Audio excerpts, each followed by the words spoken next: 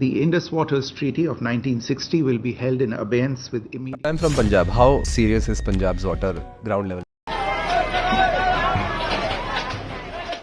Dam के gets पूरे बंद कर दिए हुए हैं, पानी रोक दिया गया है, नहीं तो पहले यहाँ पे काफी heavy flow. Declare the Pakistan's share of water as clearly spelt out by our National Security Committee, it could be considered as an act of war. Sindhu जल संधि के अनुसार भारत के पास 3 नदियां हैं और पाकिस्तान के पास 3 नदियां हैं, लेकिन भारत अपनी ही 3 नदियों का पानी लगभग प्रति वर्ष 25 lakh cubic feet water waste कर रहा है और इन्हें यूज ही नहीं कर पा रहा है. तो ये पानी जा कहाँ रहा है? और अगर ये तीनों की तीनों नदियां पंजाब से होकर गुजरती हैं तो पंजाब का वाटर लेवल 300 फीट से नीचे क्यों जा चुका है? पहलगाम हमले के बाद भारत ने जो पाकिस्तान को चेतावनी दी, उसकी 3 नदियों का पानी रोक कर उसका यूज करेगा, क्या असल में भारत उन 3 नदियों का पानी रोक पाएगा? और अगर रोकेगा तो उसके पानी का यूज कैसे करेगा? आज हम बात करेंगे इन सभी के बारे में. पानी की कीमत वही समझ सकता है जो कभी पानी के लिए तड़पा हो. 19 सितंबर 1960 को सिंधु जल संधि समझौता होता है, जिसके तहत विश्व बैंक ने भारत को 3 नदियां दी जो कि रावी, सतलज और व्यास थी, और पाकिस्तान को 3 नदियां दी जो कि सिंधु, चेनाब और झेलम थी. पहलगाम आतंकी हमले के बाद भारत ने पाकिस्तान को कहा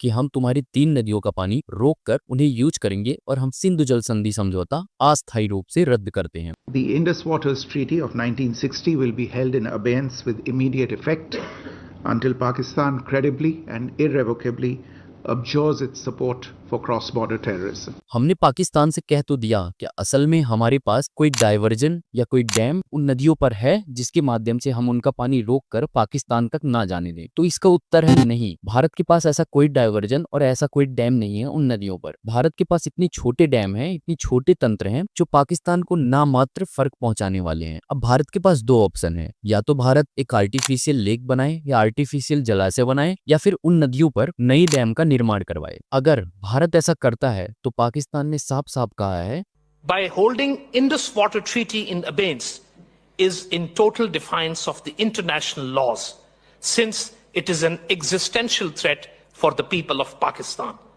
If there is any effort to stop, divert or delay the Pakistan's share of water as clearly spelt out by our National Security Committee, it could be considered as an act of war.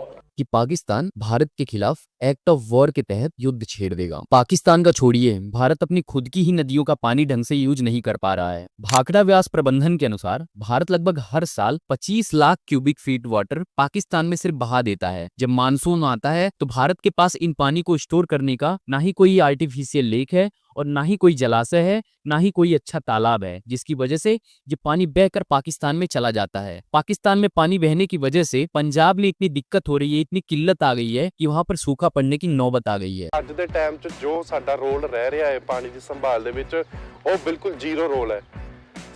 ਅਸੀਂ ਸਰਕਾਰ, ਕਿਸਾਨ, ਇੱਕ ਆਮ ਪੰਜਾਬ ਦਾ ਇੱਕ ਆਮ ਨਾਗਰਿਕ, ਇੱਕ ਆਮ ਇਨਸਾਨ, ਬੱਚੇ ਤੋਂ ਲੈ ਕੇ ਬਜ਼ੁਰਗ ਤੱਕ ਅੱਜ ਅਸੀਂ ਇੰਨੇ ਲਾਪਰਵਾਹ ਹੋ ਚੁੱਕੇ हैं कि ਅਸੀਂ पानी ਦੀ ਸੰਭਾਲ ਨੂੰ एक मजाक समझ के बैठ गए. सोचिए, पंजाब में सूखा पड़ने की नौबत. पंजाब जिनका नाम ही 5 नदियों के नाम पर पड़ा था. 1966 में भारत में हरित क्रांति लगभग आ चुकी थी और तब पंजाब एक्सेस मात्रा में क्रॉप प्रोड्यूस कर रहा था, जिसके माध्यम से वो खुद भी खा रहा था और पूरे भारत को भी खिला रहा था. इस चक्कर में पंजाब ने अपना जो वाटर लेवल है उसे काफी हद तक नीचे गिरा दिया और वहाँ का वाटर लेवल 300 फीट गहराई तक पहुँच गया. All the water came from groundwater.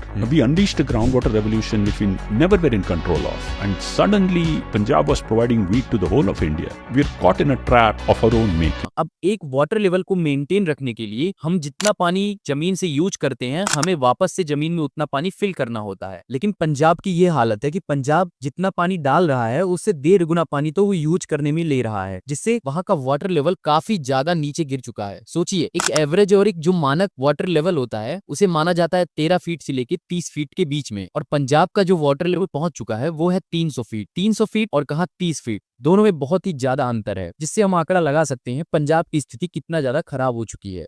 Punjab ने खेती कर करके लगभग अपना ग्राउंड वाटर का 80% वाटर यूज कर लिया है. अगर हमें पंजाब को वापस से पंजाब बनाना है तो हमें MR तकनीक का यूज करना पड़ेगा. अब MR तकनीक का यूज 1950 के दशक में अमेरिका ने टक्सन में किया था, जब वहां पर सूखा पड़ने की नौबत आ गई थी. इस तकनीक में हमें इन नदियों का पानी एक ऐसे जलाशय के पास ले जाना होगा जिसकी मिट्टी पानी को सोखने की क्षमता बहुत ज्यादा रखती है. उसके बाद उस जलाशय को भर के हमें तालाब, कुएं और नहर के माध्यम से पूरे पंजाब को सींचना पड़ेगा और पूरे पंजाब के ग्राउंड वाटर को वापस से फिल करना पड़ेगा, जिससे पंजाब वापस से पंजाब बनेगा।